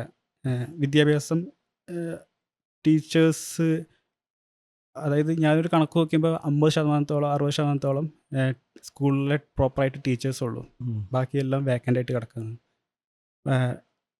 ഇൻഫ്രാസ്ട്രക്ചർ നോക്കുകയാണെങ്കിൽ പ്രോപ്പറല്ല, ഡെവലപ്ഡ് ആയിട്ടില്ല, ഭയങ്കര സ്റ്റാഫ് ഷോർട്ടേജുകളുണ്ട്. ബാക്കിയുള്ള മൊത്തത്തിൽ പുറകെയായിട്ടുള്ള അവസ്ഥ. ലൈഫ് എങ്ങനെയാണ് അവിടെ? ലൈഫ് അവരൊരു അഗ്രികൾച്ചർ ബേസ്ഡ് ആയിട്ടുള്ള, അതാണ് ഫസ്റ്റ് ലൈവ്ലിഹുഡ്. അതായത് കൃഷി കാര്യങ്ങൾ, കൃഷി, ഡയറി, ആനിമൽ ഹസ്ബൻഡറി. അപ്പോൾ അതിനെ ചുറ്റിപ്പറ്റിയിട്ടുള്ളൊരു ലൈഫാണ്. അവർക്ക് ലാൻഡ് ഉണ്ട്, ലാൻഡ് ഹോൾഡ്, അതായത് ലാൻഡ് ഓൺ ചെയ്യുന്ന ആൾക്കാരുണ്ട്, ലാൻഡ് ലീസിൻ്റെ അടുത്ത് വർക്ക് ചെയ്യുന്ന ആൾക്കാരുണ്ട്, ഓരോ ലാൻഡിലും വർക്ക് ചെയ്യുന്ന ആൾക്കാരുണ്ട്, സ്വന്തമായിട്ട് ലാൻഡ് ഇല്ലാത്ത ആൾക്കാരുണ്ട്. അപ്പം 3-4 കാറ്റഗറീസ് ഉണ്ട്. അവരുടെ സെൻറ്റർ ഓഫ് കൃഷി തന്നെയാണ്. അതിൽ നിന്നുള്ള വരുമാനം, പിന്നെ അതുമായിട്ട് ബന്ധപ്പെട്ട കാര്യങ്ങളാണ് ജീവിതം മുന്നോട്ട് പോകുന്നത്. ഇപ്പോൾ കുറേ മാറ്റങ്ങൾ വരുന്നുണ്ട്. ഇപ്പോൾ കുറേ ആൾക്കാർ സ്ഥലങ്ങൾ വിറ്റിട്ട് മൈഗ്രേറ്റ് ചെയ്യുന്നൊരവസ്ഥ കണ്ടിട്ടുണ്ട്. അതായത് കുറേ ആൾക്കാർക്ക് ജോലി കിട്ടിയിട്ട്, അല്ലെങ്കിൽ ഓരോ ഇൻഡസ്ട്രിയൽ ഏരിയൻ്റെ അടുത്തുള്ള ആ ഏരിയയിലേക്ക് അവർ മൈഗ്രേറ്റ് ചെയ്തിട്ട് അവിടെ ഫാക്ടറിയിലും കാര്യങ്ങളൊക്കെ വർക്ക് ചെയ്യുന്ന ആൾക്കാരുണ്ട്. അങ്ങനെ ഒരു അറ്റ്മോസ്ഫിയറാണ്. ദാരിദ്ര്യം എന്ന് പറഞ്ഞ സാധനം അങ്ങനെ ഉണ്ടോ? ദാരിദ്ര്യം ഉണ്ട്, പക്ഷേ കഴിഞ്ഞു പോകാനുള്ള കാര്യങ്ങളൊക്കെ ഇപ്പോൾ നമുക്ക് ഗവൺമെൻറ് തന്നെ ഒരുപാട് പദ്ധതികളുണ്ടല്ലോ. ഇപ്പോൾ ഈ പബ്ലിക് ഡിസ്ട്രിബ്യൂഷൻ സിസ്റ്റം, റേഷൻ കടകളൊക്കെ, അതുകൊണ്ട് കഴിഞ്ഞു പോകുന്ന ആൾക്കാരുണ്ട്. പിന്നെ പെൻഷൻ, വെൽഫെയർ സ്കീംസ് ഉണ്ട്, കുറേ പെൻഷൻ സ്കീംസ്. അതുകൊണ്ട് ആ പൈസ കൊണ്ട് ജീവിച്ചു പോകുന്ന ആൾക്കാരുണ്ട്. അങ്ങനെയും ആൾക്കാരെ കണ്ടിട്ടുണ്ട്. അതായത് വാർദ്ധക്യ പെൻഷൻ 3000 രൂപ അല്ലെങ്കിൽ അവിടുത്തെ ഏതൊരു സ്റ്റേറ്റിലെ പൈസ അനുസരിച്ച് ജീവിക്കുന്നത്. അത് മാത്രമേ വരുമാനമുള്ളൂ, വേറെ വരുമാനമല്ല. റേഷൻ ഉണ്ട്, കുറച്ച് പൈസ കിട്ടുന്നുണ്ട്, അത് വെച്ചിട്ട് ജീവിച്ചു പോകുന്ന ആൾക്കാരുണ്ട്. അങ്ങനെ ഒരു അന്തരീക്ഷമാണ്. മൊത്തത്തിൽ അവിടുത്തെ വേ ഓഫ് ലൈഫ് എന്ന് വെച്ചിട്ടുണ്ടെങ്കിൽ ഭയങ്കര സിമ്പിളാണ്. നമ്മളത്ര കോംപ്ലിക്കേഷൻ ഉണ്ടാവില്ല. കോംപ്ലിക്കേഷൻ ഇല്ല. ഫുഡ് പ്രൈമറി ഇത് ഇങ്ങനെ വല്ലാതെ ചിന്തിക്കണ്ടല്ലോ. ഫുഡിൻ്റെ കാര്യത്തിൽ ഫുഡ് ഒരു ഫാക്ടറാണ്. അവിടുത്തെ ഫുഡുകളും കാര്യങ്ങളൊക്കെ ഭയങ്കര വ്യത്യാസമാണ്. അതുകൊണ്ട് തന്നെ പല അതിൽ വരുന്ന മാറ്റങ്ങൾ കൊണ്ട് കുറേ അസുഖങ്ങൾ ഉണ്ടാകുന്നുണ്ട്. ഇപ്പോൾ ഈ കൃഷി സ്ഥലങ്ങളായതുകൊണ്ട് തന്നെ അതിൽ കണ്ടിന്യൂസ് ആയിട്ടുള്ള ഫെർട്ടിലൈസേഴ്സ് യൂസ് ഉണ്ട്. അതുകൊണ്ട് അസുഖങ്ങൾ വരുന്ന നോട്ട് ചെയ്തിട്ടുണ്ട്. ചില ഏരിയയിൽ ക്ലൈമറ്റ്, അതായത് മൊത്തം ക്ലൈമറ്റ് മാറിയതുകൊണ്ട് അതുകൊണ്ട് അസുഖങ്ങൾ ഓരോ ഏരിയയിൽ കൂടി വരുന്ന അവസ്ഥകൾ കണ്ടിട്ടുണ്ട്. ഇപ്പോൾ ചില സ്ഥലത്തൊക്കെ അതായത് നമ്മളിപ്പോൾ ഇറാഡിക്കേറ്റ് ചെയ്യാൻ പോകുന്ന രോഗങ്ങൾ എമർജ് ചെയ്ത് വരുന്ന ഇൻസിഡൻസ് ഉണ്ടാവുന്നുണ്ട്. അങ്ങനത്തെ സ്ഥലങ്ങളുണ്ട്. അതായത് ഇതൊക്കെ വെച്ചിട്ടുണ്ടെങ്കിൽ നമ്മുടെ മനുഷ്യൻ്റെ പ്രവർത്തികൾ മൂലം ഉണ്ടാകുന്ന കാര്യങ്ങളാണ്. പിന്നെ പവർ യൂസ് ചെയ്യുന്നുണ്ടാവില്ലേ അവിടുത്തെ ആൾക്കാർ? ലൈക്ക് പവർ ഡൈനാമിക്സ് ഭയങ്കര വേറെ സാധനമായിരിക്കുമല്ലോ, രാജാക്കന്മാരായിരിക്കുമല്ലോ ഭരിക്കുന്ന. നാട്ടിൽ ഡെമോക്രസി തന്നെയാണ്, പക്ഷേ ഓരോരുത്തരുടെ അപ്രോച്ച് ഭയങ്കര വ്യത്യാസമുണ്ട്. അവിടെയൊക്കെയാണ് നമ്മുടെ കേരളത്തിലെ വ്യത്യാസം ഭയങ്കരമായിട്ട് മനസ്സിലാക്കാൻ പറ്റുന്നത്. അതെന്ന് വെച്ചിട്ടുണ്ടെങ്കിൽ നമുക്ക് നേരത്തെ പറഞ്ഞ പോലെ നമുക്ക് അവകാശങ്ങൾക്ക് അറിയാം.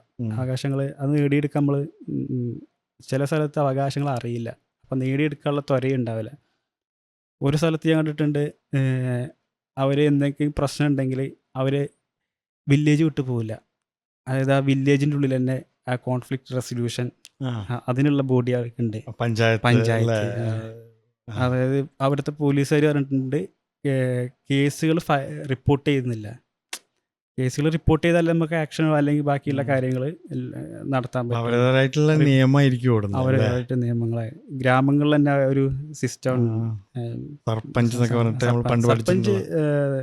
അവിടുത്തെ പ്രസിഡന്റാണ്, ഇലക്റ്റഡ് ആയിട്ടുള്ള ആളാണ്. പിന്നെ അവരെന്നെ ഒരു വില്ലേജ് ബോഡി ഉണ്ട്, ഒരു പഞ്ച് എന്ന് പറഞ്ഞിട്ട് ഒരു 5 പേരുണ്ടാവും. പിന്നെ അല്ലാണ്ട് പഞ്ചായത്തുകളുണ്ട്, പഞ്ചായത്ത്. അത് കാസ്റ്റ് ബേസ്ഡ് ആയിട്ടുള്ള, കമ്മ്യൂണിറ്റി ബേസ്ഡ് ആയിട്ടുള്ള പഞ്ചായത്തുകളുണ്ട്. കാസ്റ്റ് ഒക്കെ നല്ല രീതിയിൽ പ്രാക്ടീസ് ചെയ്യുന്നുണ്ട് എപ്പോഴും ഓപ്പണായിട്ട് എന്ന് വെച്ചാൽ ഇപ്പോൾ ഓരോ വരുന്ന മാറ്റങ്ങൾ കൊണ്ട് ചില കാസ്റ്റ്, ഇപ്പോൾ ആന്ധ്രയിൽ പോയ സമയത്ത് ആന്ധ്രയിലൊരു 1-2 കാസ്റ്റുകളുണ്ട്. അവർ വർഷങ്ങളായിട്ടുള്ളൊരു അവരുടെ ഒരു ഉന്നമനം കൊണ്ട്, ഉന്നമനം എന്ന് വെച്ചിട്ടുണ്ടെങ്കിൽ അവർ മണി ഏൺ ചെയ്യാൻ തുടങ്ങി. അവരുടെ ഇപ്പോൾ ബിസിനസ്സായാലും കാര്യങ്ങളൊക്കെ മുന്നേ വളരെ തുലവും പൊളിറ്റിക്കൽ പവർ ഉണ്ടായിരുന്ന ആൾക്കാരാണ്.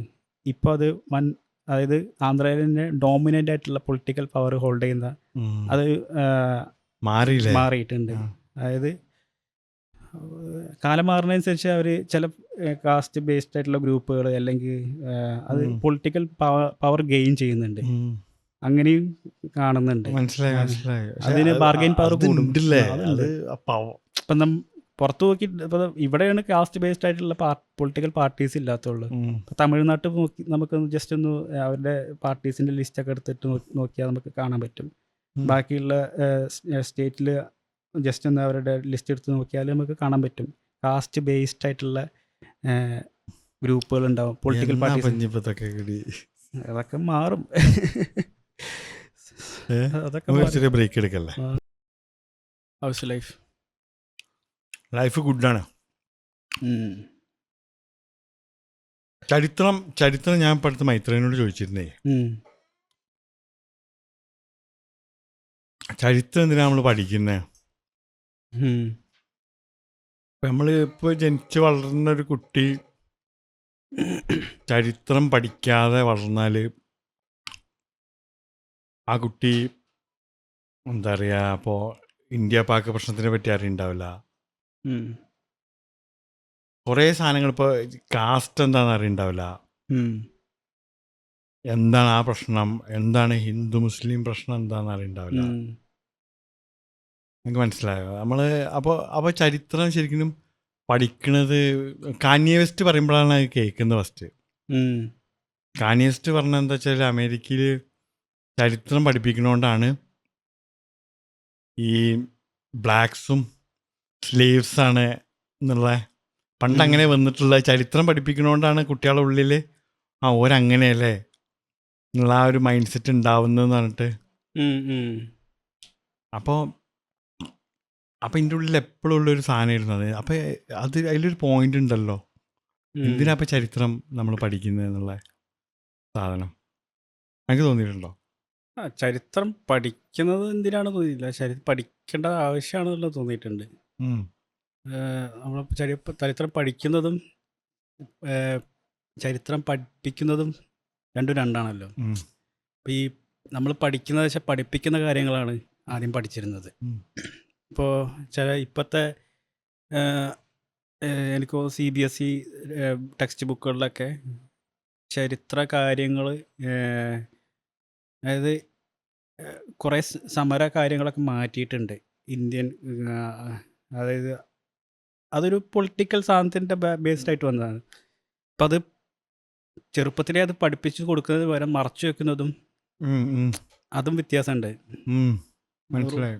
ഇപ്പം ഈ പഠിപ്പിക്കേണ്ടതെന്ന് വെച്ചിട്ടുണ്ടെങ്കിൽ ഇത് ഇന്നതായിരുന്നു. ഇപ്പോൾ ഈ ബ്ലാക്സ് ഇപ്പോൾ അതിൻ്റെ കാര്യം അടിമകളായിരുന്നു പണ്ട് എന്നുള്ളത്, അത് ഇന്നതായിരുന്നു. ഇപ്പം ഇതൊക്കെയാണ് റൈറ്റ്സ് എന്നുള്ള കാര്യം കൂടിയും പഠിപ്പിച്ചു കൊടുക്കുക എന്നുള്ളതാണ്. ഉം. പിന്നെ ഇപ്പോഴത്തെ ഇതെന്ന് വെച്ചിട്ടുണ്ടെങ്കിൽ ഭയങ്കരമായിട്ട് നോളജ് ഒരു സ്പെക്ട്രം ഭയങ്കര വൈഡായിട്ടുണ്ട്. നമുക്ക് ഭയങ്കര ആക്സസ് ആണ് കാര്യങ്ങളൊക്കെ ഇൻ്റർനെറ്റ് വന്നതോടുകൂടി. ഇപ്പോൾ ബുക്സ് ഒന്ന് മൊത്തം മാറിയിട്ട് ഇൻ്റർനെറ്റ്, AI ആ ഒരു കാലഘട്ടത്തിലാണ് പോയിക്കൊണ്ടിരിക്കുന്നത്. ഉം. ഇപ്പം നിനക്കന്നെ ഒരു സംശയം ഉണ്ടെങ്കിൽ ജസ്റ്റ് അത് ഗൂഗിൾ ചെയ്ത് നോക്കിയിട്ടുണ്ടെങ്കിൽ കാര്യങ്ങൾ കിട്ടും. അതായത് നമ്മുടെ കയ്യിലേക്ക് സാധനങ്ങൾ എത്തിപ്പെടണം. ഉം. മുന്നേ വെച്ചിട്ടുണ്ടെങ്കിൽ ഇപ്പോൾ നമ്മൾ സ്കൂൾ കാലത്തൊക്കെ നമുക്ക് ഇൻ്റർനെറ്റ് ഒരു ലക്ഷറി ആയിരുന്നു. അതെ. അതായത് അതിന് മുന്നേ എന്ന് വെച്ചിട്ടുണ്ടെങ്കിൽ ആൾക്കാർ ഓരോ കാര്യങ്ങൾ ടെക്സ്റ്റ് ബുക്കായിട്ടും ബാക്കിയുള്ള ഡോക്യുമെൻ്റ്സ് ആയിട്ടും അത് ആ ഭാഗങ്ങൾ തിരഞ്ഞു പിടിച്ച് വായിച്ചിട്ടാണ് പഠിച്ചിരുന്നത്. ചരിത്രം അതൊരു മനുഷ്യൻ്റെ ഇവോൾവ് ചെയ്ത് വന്നിട്ടുള്ളൊരു മൊത്തത്തിലുള്ളൊരു ഹിസ്റ്ററിയാണല്ലോ. അപ്പോൾ അത് പഠിക്കേണ്ട ആവശ്യമുണ്ട്. അത് എന്താണ് പഠിപ്പിക്കേണ്ടത്, അതിൻ്റെ കൂടെ മൊത്തത്തിലുള്ളൊരു ഒരു പെർസ്പെക്റ്റീവ് ഉണ്ടാക്കി കൊടുക്കേണ്ട ഒരു കാര്യം കൂടി ഉണ്ട്. ചരിത്രം പഠിപ്പിക്കേണ്ടതിൻ്റെ ഒരു അത്യാവശ്യം ഉള്ള ഒരു കാര്യമുണ്ട്. മനസ്സിലായി. കാരണം ഇപ്പോൾ പെർസ്പെക്റ്റീവിൽ എപ്പോഴും അത് ഭയങ്കര പ്രശ്നമാണ്. കാരണം അത് ഇതേപോലെ ആൾക്കാർക്ക് അങ്ങോട്ടും ഇങ്ങോട്ടും മാനിപ്പുലേറ്റ് ചെയ്യാൻ പറ്റില്ല. ഇപ്പോൾ ഒരു പൊളിറ്റിക്കൽ ടൂളാണല്ലോ ഹിസ്റ്ററി. ശരിക്കും ഇപ്പോൾ നമ്മളെ നാട് പറഞ്ഞാൽ 47 മുന്നേ ഇന്ത്യ ഇല്ലല്ലോ. ഇപ്പോൾ 47 മുന്നേ ഇന്ത്യ ഇല്ലല്ലോ. യൂണിയൻ ഓഫ് നാട്ടുരാജ്യങ്ങളും ഒക്കെ. പക്ഷെ ഒരു പൊതുവായി ഒരു ഇന്ത്യൻ സബ് കോണ്ടിനെന്റിൽ നമുക്കൊരു കോമൺ ഷെയ്ഡായിട്ടുള്ളൊരു കസ്റ്റംസ്, കൾച്ചർ കാര്യങ്ങളൊക്കെ ഉണ്ടായിട്ടുണ്ട്. ആ ഒരു കൾച്ചറൽ സാധനങ്ങൾ അല്ലെങ്കിൽ ഒരു കോമൺ ആയിട്ടുള്ളൊരു പ്രാക്ടീസസ് കാര്യങ്ങളൊക്കെ ഉണ്ട്. അപ്പം നമ്മുടെ ആ ഒരു ഇന്ത്യൻ സബ് കോണ്ടിനെന്റിലുള്ളൊരു ജീവിതമല്ല ഇപ്പോൾ നമ്മൾ മിഡിൽ ഈസ്റ്റ് പോയിട്ടുണ്ടെങ്കിൽ, അതല്ല പിന്നെ യൂറോപ്പ് പോയിട്ടുണ്ടെങ്കിൽ. അപ്പോൾ ജോഗ്രഫിക്കൽ അല്ലെങ്കിൽ മുന്നത്തെ കാര്യങ്ങൾ ഇന്ത്യൻ ഒരു രാജ്യമായി മാറുന്നതിന് മുന്നേ തന്നെ നമുക്കൊരു കോമൺ ആയിട്ടുള്ള കൾച്ചർ ഉണ്ട് ഇവിടെ. ഒരു കോമൺ ഇൻട്രസ്റ്റും ഇൻഡിപെൻഡൻസ് സമയത്ത് കോമൺ ആയിട്ടുള്ള ഇൻട്രസ്റ്റ് ഉണ്ടായിരുന്നു. അതുകൊണ്ടാണല്ലോ ഇപ്പോൾ ഈ നാട്ടുരാജ്യങ്ങളായിട്ടുള്ള ഒരു സബ് കോണ്ടിനെൻ്റ് ആ രാജ്യത്ത് ഓരോരോ നാട്ടുരാജ്യത്തെ ജനങ്ങൾ ഒരു കോമൺ സാധനത്തിന് വേണ്ടിയിട്ട്, അതായത് ഫ്രീഡത്തിന് വേണ്ടിയിട്ട് ഒരു മൂവ്മെൻറ്റിൻ്റെ കൂടെ തന്നെ ചേർന്നിട്ട് നമ്മൾ ഒരു ഇൻഡിപെൻഡൻറ്റ് ഇപ്പോഴത്തെ 47 മുന്നുള്ള കാര്യം അതൊരു ആ ഒരു അല്ലെങ്കിൽ ഒരു ഒരു കോമൺ പോയിന്റ് അവിടെ ഉണ്ടായിരുന്നു. ഉം. നാട്ടുരാജ്യങ്ങളായിരുന്ന സമയത്ത് തന്നെ ഉം. ഇപ്പം ബ്രിട്ടീഷ് ശത്രു എന്നുള്ള ഒരു സ്ഥാനത്തില് ആ. വരുന്നത്. അതായത് ഇപ്പോൾ പുറമേ നിന്ന് ഒരാൾ വന്നിട്ട് നമ്മളെ പക്ഷെ ഭരിക്കുന്നത്. നമ്മള് ഭയങ്കര ഡിഫറെന്റും അല്ലേ ഇപ്പോ ആ എല്ലാ കോമൺ പോയിന്റ് ഉണ്ടെങ്കിൽ എന്തോരം ഡിഫറെന്റ് ആണ്. ഭയങ്കര ഡിഫറെൻ്റ് ആണ്. ലൈക്ക് കൾച്ചറൽ വൈസ് ഒക്കെ ഭയങ്കര ഡിഫറൻസ് അല്ലേ നിൽക്കുന്നത്. വ്യത്യാസമുണ്ട്, ലാംഗ്വേജ് വ്യത്യാസമുണ്ട്. ഇപ്പൊ ഇവിടെ പറയുന്ന ഒരു മതമല്ല ഈ കേരളത്തിന്റെ പുറത്ത് പറയുന്നത്. ഇന്ത്യൻ എന്ന് പറഞ്ഞിട്ടുണ്ടെങ്കിൽ ഒരു വിസ്മയം തന്നെയാണ്. അതൊരു കാരണം പല യു അതൊരു നാനാത്വത്തിൽ ഏകത്വം, അതായത് ഭയങ്കര യൂണിറ്റി ഉണ്ട്, ഭയങ്കര ഡൈവേഴ്സിഫൈഡ് ആയിട്ടാണ് കിടക്കുന്നത്. ഇപ്പോൾ ജോഗ്രഫിക്കലായിട്ട് നോക്കുകയാണെങ്കിൽ, ആൾക്കാരുടെ ലാംഗ്വേജ് നോക്കുകയാണെങ്കിൽ, ആൾക്കാരുടെ ജീവിതങ്ങൾ നോക്കുകയാണെങ്കിൽ, ഇപ്പോൾ south Indian culture, north Indian culture നോക്കുകയാണെങ്കിൽ, അല്ലെങ്കിൽ ഗുജറാത്തിലത്തെ ലൈഫല്ല നമ്മൾ നോർത്ത് ഈസ്റ്റ് പോയിട്ടുണ്ടെങ്കിൽ, ഇതൊക്കെ ഒരുപാട് നമുക്കൊരു കോമൺ ആയിട്ടുള്ളൊരു സാധനമുണ്ട്. കുറേ കാര്യങ്ങളിൽ ഒരു സാമ്യതകളുണ്ട്, ചില കാര്യങ്ങൾ ഡൈവേഴ്സ്ഡാണ്, പക്ഷേ ചില കാര്യങ്ങൾ കോമൺ ആയിട്ടുള്ള ഒരു വേ ഓഫ് ലൈഫ് നമുക്ക് കാണാൻ പറ്റും. അതൊരു ഘടകമാണ്. ഭയങ്കര ഡൈവേഴ്സ്ഡാണ്. പിന്നെ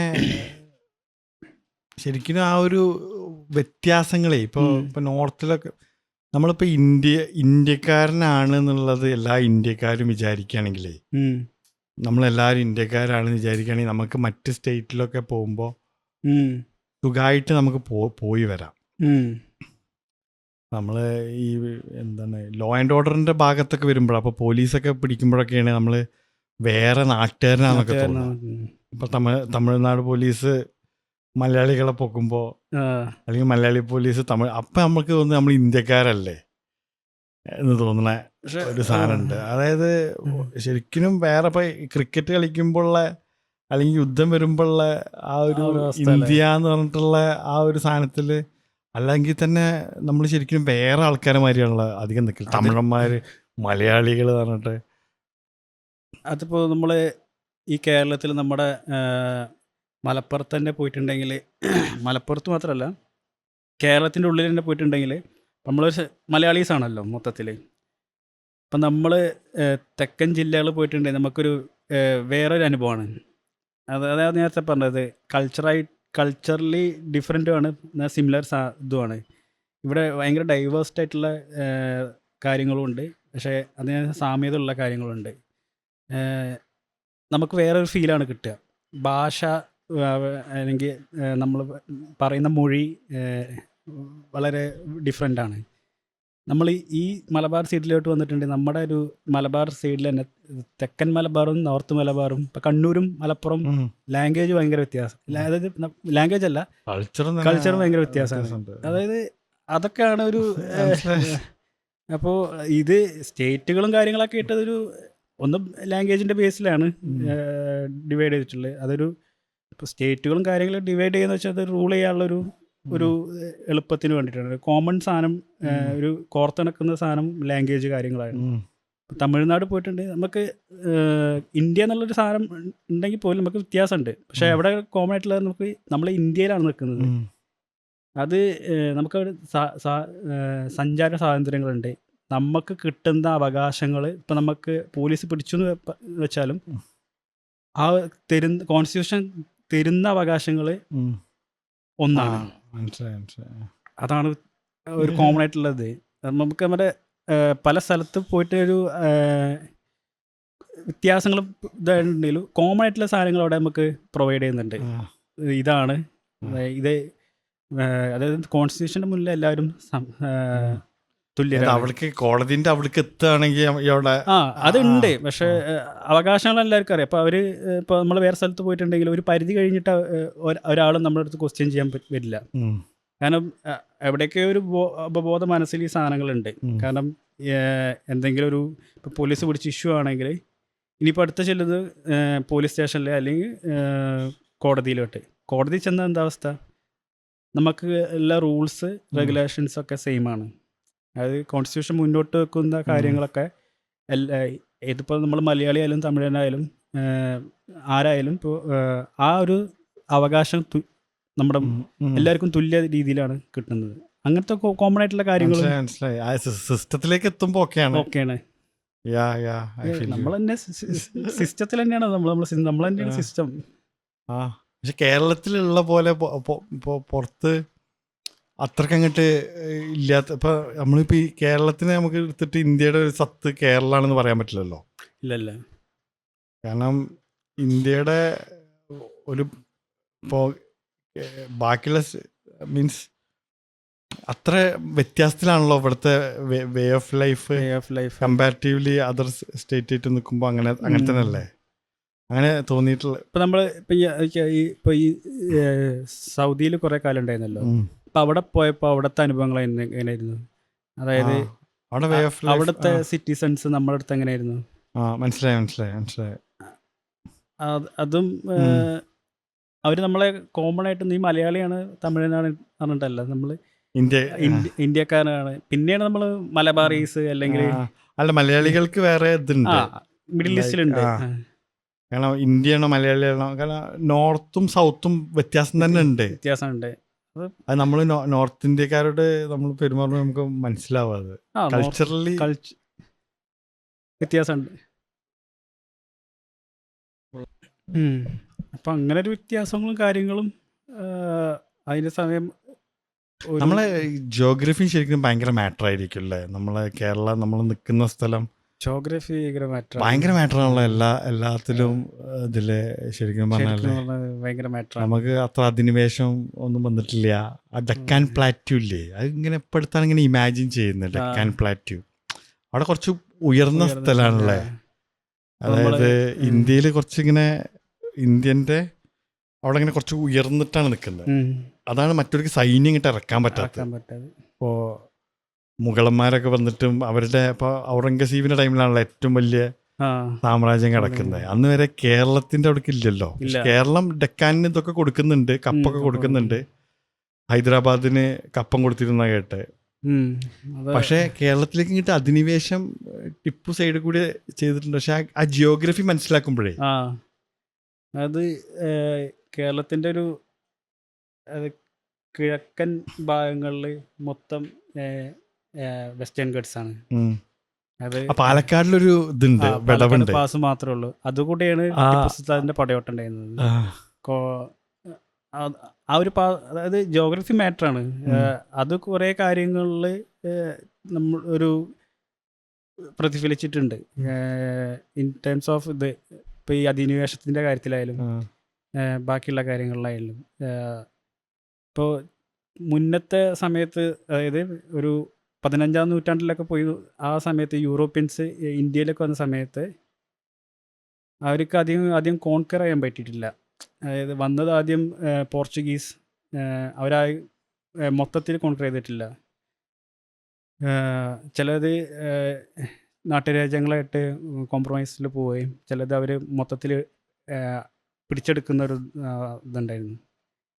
ഇത് അതിന് മുന്നേ മുഗൾ കിങ്ഡംസ് ഉണ്ടായിരുന്നല്ലോ. അതായത് ആ സമയത്ത് തന്നെ നോർത്ത് ഇന്ത്യയിൽ മുഗൾ കിങ്സ് റൂൾസ് ചെയ്യുന്ന സമയമാണ്. അവർക്കും ഇങ്ങോട്ട് കടന്നു വരാൻ പറ്റിയിട്ടില്ല ഈ വെസ്റ്റേൺ ഗട്ട്സിൻ്റെ.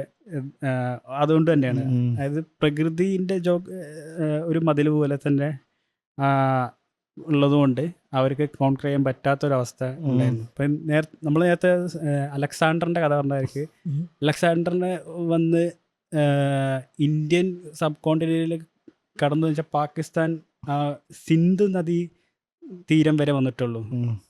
അവിടെ കഴിഞ്ഞിട്ട് ആ സമയത്തെന്തോ നദി കാരണം മുറിച്ച് കടക്കാൻ പറ്റാത്തതാണ്. പോറസായിട്ട് യുദ്ധം ഉണ്ടായിട്ട് അവർ തിരിച്ചു പോവുക ചെയ്തത്.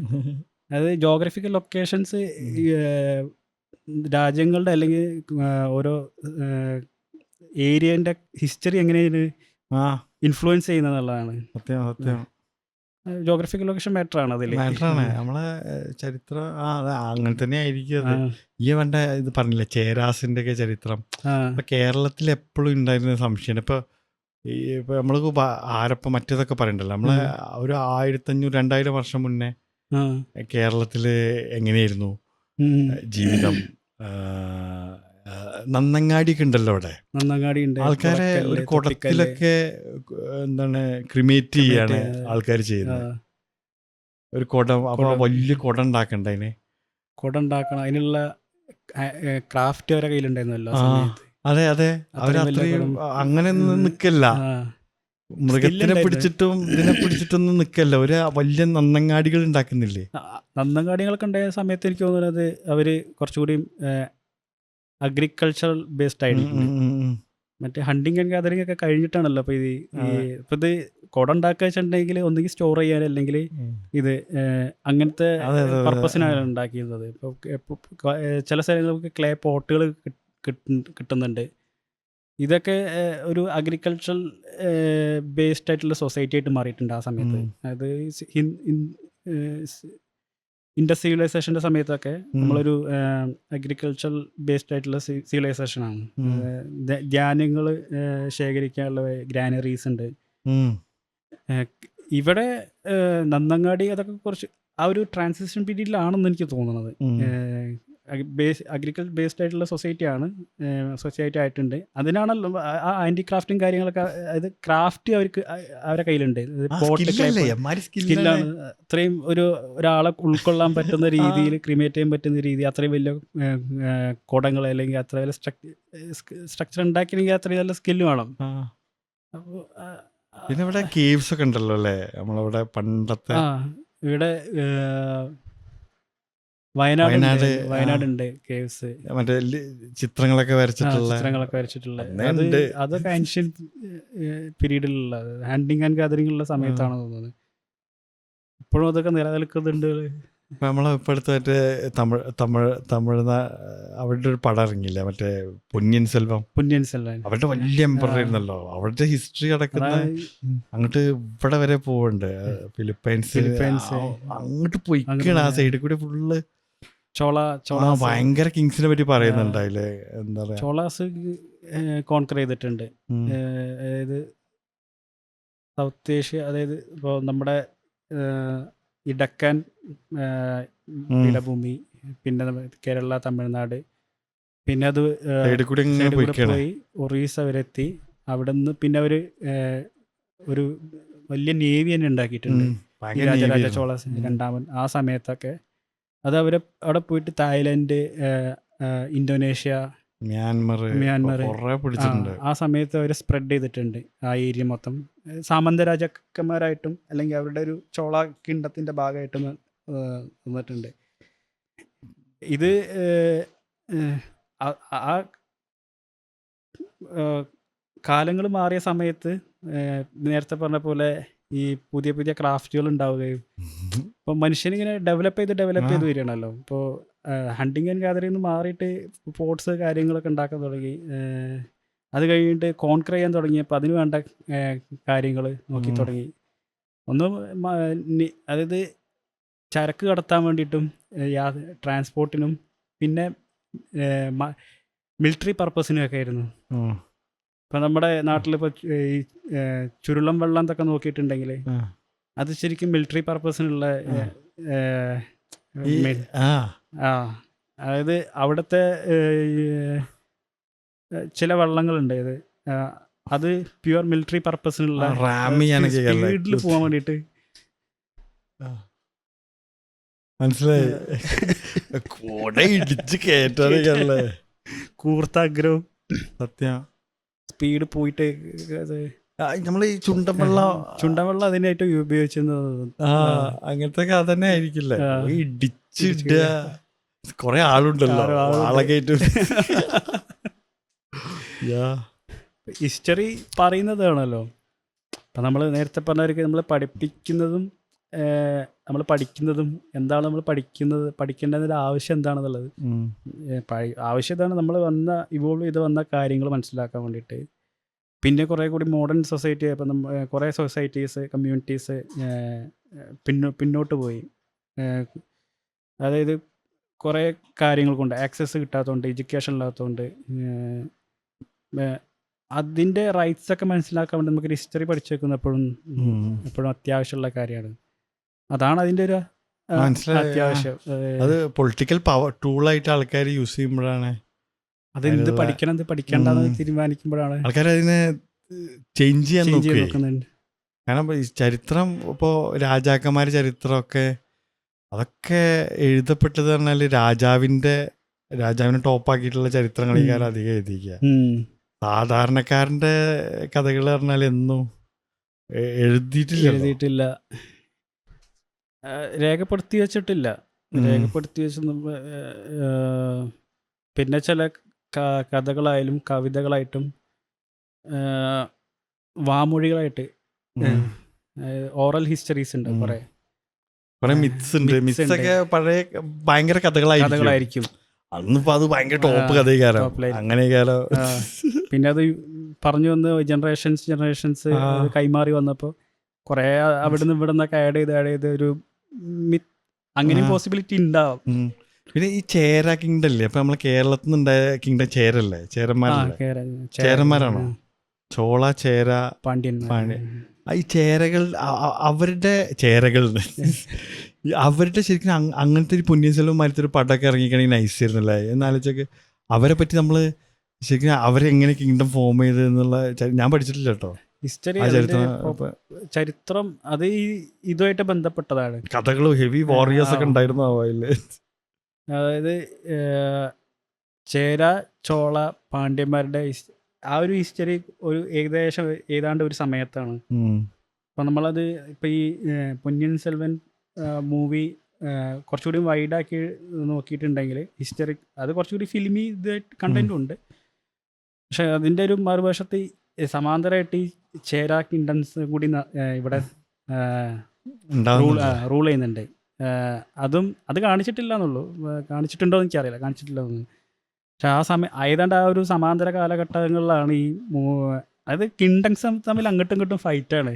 അതായത് ചോളാസ് പാണ്ഡ്യാസ്, പിന്നെ ഓരോ ക്ലാൻസ് അല്ലെങ്കിൽ ഓരോ ചോളൻ അവർക്കൊരു സുവർണ പീരീഡ് ഉണ്ടാവും.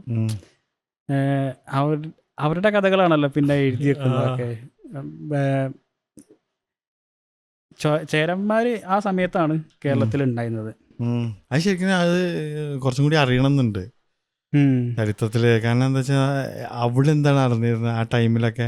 പിന്നെ അറേബ്യനായിട്ടൊക്കെ എന്നോ തുടങ്ങിയ കച്ചവടമൊക്കെ ഉണ്ടല്ലോ നമുക്ക്. അറബികളായിട്ട് മുന്നേ നമ്മള് കച്ചവടം ചെയ്യുന്നുണ്ട്. കച്ചവടം അറബികൾ മർച്ചൻസ് ആയിരുന്നല്ലോ.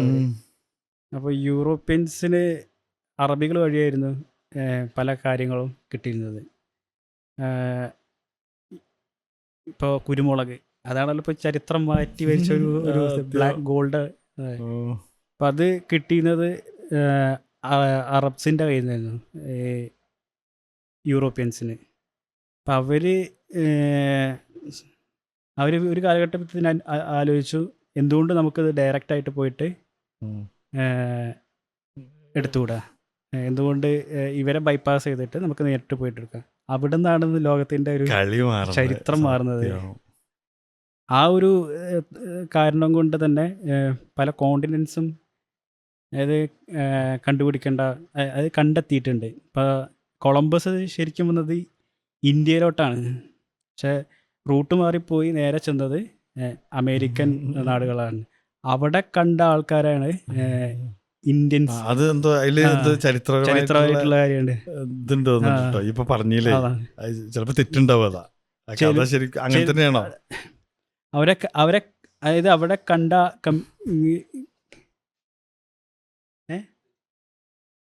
അത് കിട്ടുന്നുണ്ടോ? അത് സാരല്ല, അത് ഓഫാക്കിയോ. നമ്മൾ നിർത്തുക. ചരിത്രം പറഞ്ഞിരിക്കുക ഞങ്ങള്. എന്ത്